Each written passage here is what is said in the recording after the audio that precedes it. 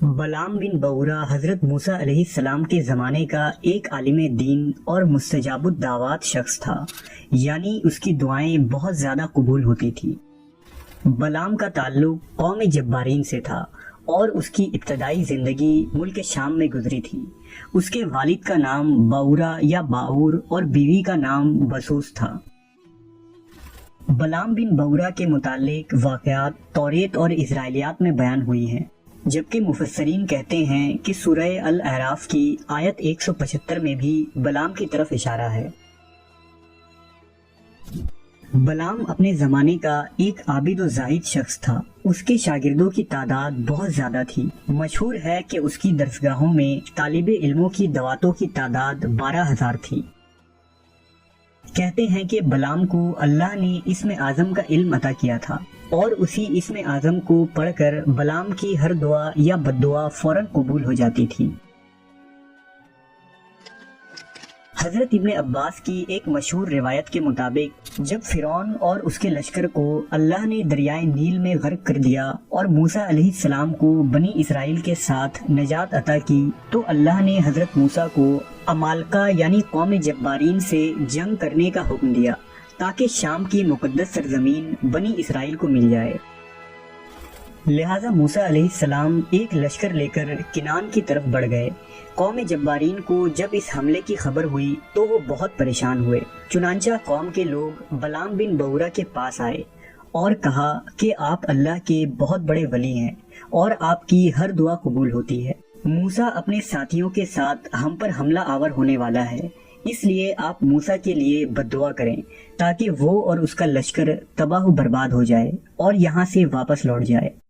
اس پر بلعام نے جواب دیا کہ تمہارا برا ہو، موسیٰ اللہ کے نبی ہیں اور ان کے ساتھ مومنین اور فرشتوں کا لشکر ہے، میں ان کی مخالفت کر کے اپنی دنیا و آخرت برباد نہیں کر سکتا۔ لیکن قوم کے لوگ بہت اصرار کرنے لگے تو اس نے کہا کہ اچھا میں خدا سے استخارہ کروں گا۔ دراصل بلعام کوئی بھی دعا یا بد دعا کرنے سے پہلے اللہ کی مرضی معلوم کرتا اور اسے خواب میں بتا دیا جاتا تھا کہ اسے یہ دعا کرنی چاہیے یا نہیں۔ لہذا بلعام نے جب استخارہ کیا تو اسے خواب میں موسیٰ علیہ السلام کے خلاف بد دعا کرنے سے سختی سے منع کیا گیا، لیکن قوم کے لوگوں نے بلعام کی خدمت میں بے شمار تحفے تحائف اور مال و دولت کے ڈھیر لگا دیے اور اصرار کیا کہ وہ بس ایک دفعہ موسیٰ کے لیے بد دعا کر دیں۔ لہذا بلعام کی بیوی نے اسے مشورہ دیا کہ اتنا سارا مال و دولت وہ پوری زندگی بھی محنت کرے تو اکٹھا نہیں کر سکتا، لہذا موقع کا فائدہ اٹھانا چاہیے اور اسے یہ مال و دولت قبول کر لینی چاہیے۔ اتنا سارا مال و دولت اور تحفے تحائف دیکھ کر خود بلعام کے دل میں بھی لالچ و حرص پیدا ہو گئی، لہذا وہ موسیٰ علیہ السلام کے خلاف بد دعا کرنے کے لیے تیار ہو گیا۔ بلعام بن بورا اپنی گدھی پر سوار ہوا اور پہاڑ کی طرف نکل پڑا، لیکن راستے میں بار بار بلعام کی گدھی رک جاتی اور آگے نہ بڑھتی۔ اس پر بلعام اس گدھی کو زور زور سے مارنے پیٹنے لگتا اور اسے آگے بڑھاتا جاتا۔ تب ہی اللہ تبارک و تعالیٰ نے اس گدھی کو بولنے کی طاقت عطا فرمائی اور وہ گدھی اللہ کے حکم سے بول کر کہنے لگی کہ اے بلعام، تیری خرابی ہو، تو کہاں جا رہا ہے؟ ذرا غور سے دیکھ، میرے آگے اللہ کے پاک فرشتے کھڑے ہیں جو میرا راستہ روک رہے ہیں اور مجھے پیچھے دھکیلتے ہیں۔ اے بلعام، کیا تو اللہ کے سچے نبی موسیٰ کے خلاف بد دعا کرے گا؟ لیکن بلعام کے دماغ پر مال و دولت کی لالچ نے اس قدر پردہ ڈال دیا کہ اس نے یہ معجزہ دیکھ کر بھی نظر انداز کر دیا اور وہ گدھی کو مار مار کر آگے بڑھتا رہا، یہاں تک کہ بلعام بن بورا اس پہاڑی پر پہنچ گیا۔ روایتوں کے مطابق بلعام نے اس گدھی کو اتنا مارا تھا کہ وہ گدھی مر گئی تھی، اس لیے وہ 3 جانور جو جنت میں جائیں گے ان میں بلعام بن بورا کی وہ گدھی بھی شامل ہوگی۔ بہرحال بلعام جسان نامی پہاڑ پر پہنچا۔ پہاڑی کے اس پار موسیٰ علیہ السلام اور آپ کا لشکر پڑاؤ ڈال کر تھے۔ بلعام نے بلندی پر کھڑے ہو کر حضرت موسیٰ کے لشکر کو دیکھا اور موسیٰ علیہ السلام کے لیے بد دعا کرنے لگا، لیکن اللہ کے حکم سے کچھ ایسا ہوا کہ بلعام موسیٰ کے خلاف بد دعا کرتا لیکن اس کے منہ سے قوم جبارین کے لیے بد دعا نکلتی۔ بلام کی بددعا سننے جبارین کے کچھ لوگ بھی وہاں جمع تھے، لہٰذا انہوں نے جب یہ منظر دیکھا تو حیران و پریشان ہو گئے اور انہوں نے بلام سے کہا کہ اے بلام، یہ تو کیا کہہ رہا ہے؟ ہمارے لیے بددعائیں کیوں کر رہا ہے؟ بلام نے کہا یہ میرے اختیار میں نہیں ہے، میری زبان میرے قبضے سے باہر ہے اور اللہ کی قدرت مجھ پر غالب آ گئی ہے۔ تب ہی اچانک اس کی زبان کتے کی طرح نکل کر لٹک گئی اور اس کے سینے تک آ گئی۔ یہ خدا کی طرف سے بلام پر ایک عذاب تھا۔ بلام اپنی یہ حالت دیکھ کر زار و قطار رونے لگا اور روتے ہوئے اپنے قوم سے کہا اے میری قوم والو، تم نے میری دنیا و آخرت دونوں برباد کر دی۔ لیکن بلام نے خدا کے اس عذاب کو دیکھ کر بھی عبرت حاصل نہیں کیا، بلکہ اس کے دل میں اب بھی مال کی حرص تھی۔ جب تک وہ حضرت موسیٰ اور ان کے لشکر کو واپس نہ بھگاتا اسے جبارین کے لوگ مال و دولت نہیں دیتے، لہٰذا اس نے ایک چال چلی اور اپنے قوم کے لوگوں سے کہا کہ میرے پاس ایک تدبیر ہے، اگر تم میری باتوں پر عمل کر لو تو موسیٰ اور اس کی قوم برباد ہو سکتی ہے۔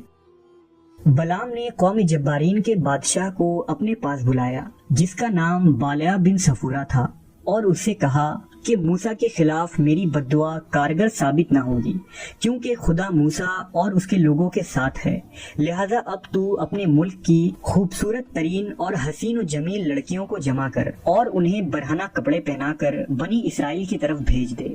ان لڑکیوں کو یہ ہدایت کر دے کہ اگر اسرائیلی ان کے ساتھ کچھ کریں تو وہ انہیں کرنے دے، پھر ضرور کوئی اسرائیلی ان کی خوبصورتی کی طرف مائل ہو کر ان کے ساتھ زنا کر بیٹھے گا اور اس سرکشی اور گناہ کی وجہ سے اسرائیلیوں پر خدا کا عذاب آ جائے گا۔ بادشاہ نے بلام بن بورا کی باتوں پر عمل کیا اور حسین و جمیل عورتوں اور لڑکیوں کو برہنہ لباس پہنا کر اور بناؤ سنگھار کروا کر اسرائیلیوں کی طرف بھیج دیا۔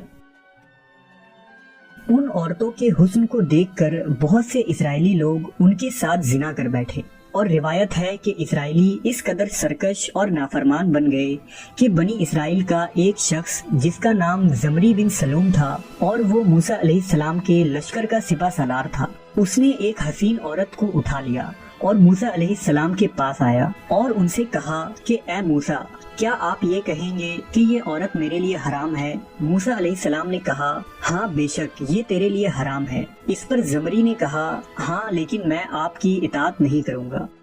پھر وہ اس عورت کو اپنے خیمے میں لے گیا اور اس کے ساتھ زنا کیا۔ یہ وہی اسرائیلی لوگ تھے جو مصر میں خداوند سے غلامی سے نجات کی دعا کیا کرتے تھے اور جن کے لیے خداوند نے دریائے نیل کے بیچ سے راستہ بنایا تھا، لیکن اب یہ اسرائیلی نافرمان اور زناکار بن کر خدا کے عہد کو توڑ چکے تھے۔ اس سرکشی پر اللہ کی طرف سے اسرائیلیوں پر وبا کا عذاب آیا اور ان میں اچانک طاعون کی بیماری پھیل گئی، لہٰذا کچھ ہی گھنٹوں میں بنی اسرائیل کے تمام سرکش لوگ مر گئے۔ وبا کا یہ عذاب اتنا خطرناک تھا کہ بعض روایتوں کے مطابق 50 سے 70 ہزار اسرائیلی موت کے گھات اتر گئے۔ یہ منظر دیکھ کر موسیٰ علیہ السلام کو بہت صدمہ پہنچا۔ ادھر بلام بن بورا کی زبان مزید لٹک گئی اور اس کی شکل و صورت کتے کی مانند ہو گئی۔ بنی اسرائیل کا یہ عابد و زاہد شخص ساری زندگی کتے کی طرح ہانپتا رہا اور ذلت کی موت مر گیا۔ بلام بن بورا کے اس قصے میں ہمارے لیے بہت سارے سبق پوشیدہ ہیں، جن میں سب سے اہم یہ ہے کہ دنیا کی محبت لالچ کی طرف لے جاتی ہے۔ جس شخص میں لالچ و حرص آ جائے وہ ہلاک ہو جاتا ہے۔ مال و دولت وہ فتنہ ہے جو کسی نیک اور صالح شخص کے ایمان کو بھی کمزور کر سکتا ہے، جیسے بلام بن بورا جو ایک عبادت گزار اور اللہ کا پسندیدہ بندہ تھا، لیکن مال کی حرص نے اسے اندھا کر دیا۔ اس لیے ارشاد نبوی ہے کہ بندہ میرا مال پکارتا ہے، حالانکہ اس کا مال وہی ہے جو اس نے کھا لیا اور ختم کر دیا، پہن لیا اور بوسیدہ کر دیا، یا صدقہ کر دیا اور آخرت کے لیے باقی رکھا۔ ہم نے یہ بھی دیکھا کہ مال کے ساتھ عورت بھی ایک بڑا فتنہ ہے۔ خداوند نے بنی اسرائیل کو بہت سی نعمتوں سے نوازا تھا اور قریب تھا کہ وہ کنان کی سرزمین کو بھی فتح کر لیتے اور مزید طاقتور ہو جاتے، لیکن وہ قوم جبارین کی عورتوں کے فتنے میں مبتلا ہو گئے۔ بالکل اسی طرح شیطان بھی ہماری کمزوریوں کو جانتا ہے اور وہ سب سے پہلے انہی کمزوریوں پر حملہ کرتا ہے۔ لہٰذا اگر ہمارے زندگی میں بھی ایسی کوئی کمزوری ہے جو ہمیں خدا سے دور کر رہی ہے تو ہمیں سب سے پہلے ان کمزوریوں کو ختم کرنا چاہیے۔ وہیں بلعام کی بد دعا ہمیں یہ سکھاتی ہے کہ جیسے بنی اسرائیل کے لیے بد دعا دعا میں بدل گئی، بالکل اسی طرح خدا کے سچے بندوں کو اگر کوئی بد دعا دینا بھی چاہے تو خدا اسے دعا اور نعمتوں میں بدل دیتا ہے۔ ہمیں یقین رکھنا چاہیے کہ اگر ہم سچ اور حق کے راستے پر چلیں تو ہمارے لیے بچھائے ہوئے کانٹوں کو بھی خدا پھولوں میں بدل سکتا ہے۔